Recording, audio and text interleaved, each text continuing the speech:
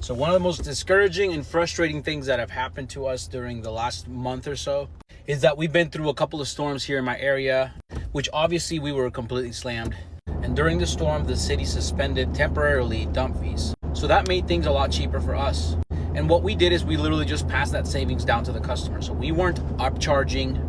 We didn't increase our prices even though we were slammed. We kept our prices exactly the same and discounted the dump fees that we saved. We understand everybody's got a lot of stuff going on. There's a lot of expenses. And I totally understand that there's a lot of money that has to be spent to repair your house.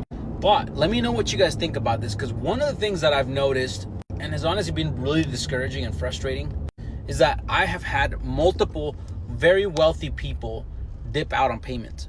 Like literally straight up refuse to pay. One of those people, when I requested payment, they got super upset and proceeded to tell me how they run a successful $20 million a year company.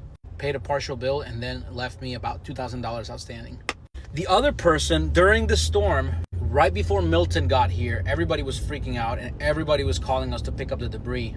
And this doctor lady gives us a call because all of her neighbors were getting their stuff picked up by us and was really asking us to get this stuff before the next day, which is when Milton was going to come. So we were literally at her house up until 11 o'clock at night.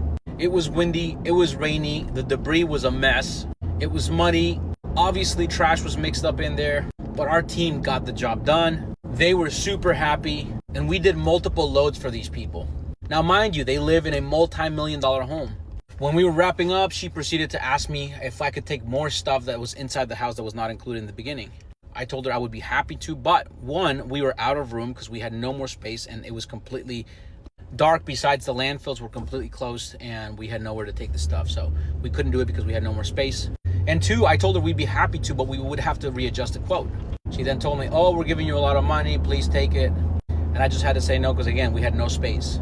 Then she said something to my brother that really started to concern us. She was like, oh, don't worry, you'll get your money, which sounded a little sus. But we finished the job. We always sweep every single job, so the place looked brand new.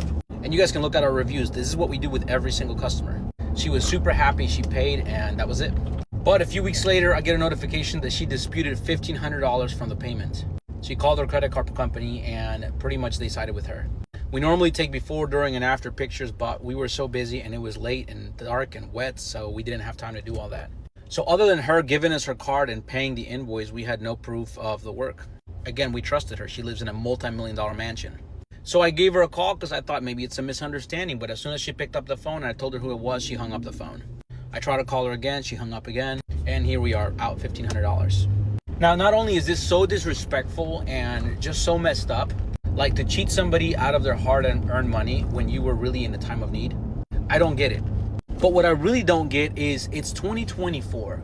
I am not a vengeful person at all, but there are a lot of people who will literally just go on, blast somebody on social media, and then their life is done. They get canceled, they lose their job, and they are shamed by the internet people, which can completely wreck your life. And I'm not saying I'm in favor of this stuff. What I am saying is, why would you do something like that, knowing that somebody can literally just blast you on social media? I really don't get it, because she's a business owner. She's a doctor. Like, I'm a business owner. One time, one of my guys left a door hanger on somebody's door, and he blasted me online, and literally it went viral and brought a lot of negative attention to my company. And that was just literally a door hanger on somebody's door. But why would you do that, especially over $1,500 if you own a multi-million-dollar home and multiple luxury vehicles? Like, what is wrong with you? If you own a business and this has happened to you, you know how demoralizing and frustrating and discouraging this can be. But what can you do? Unfortunately, the systems are set up to favor customers no matter what. Let me know what you guys think. What would you have done?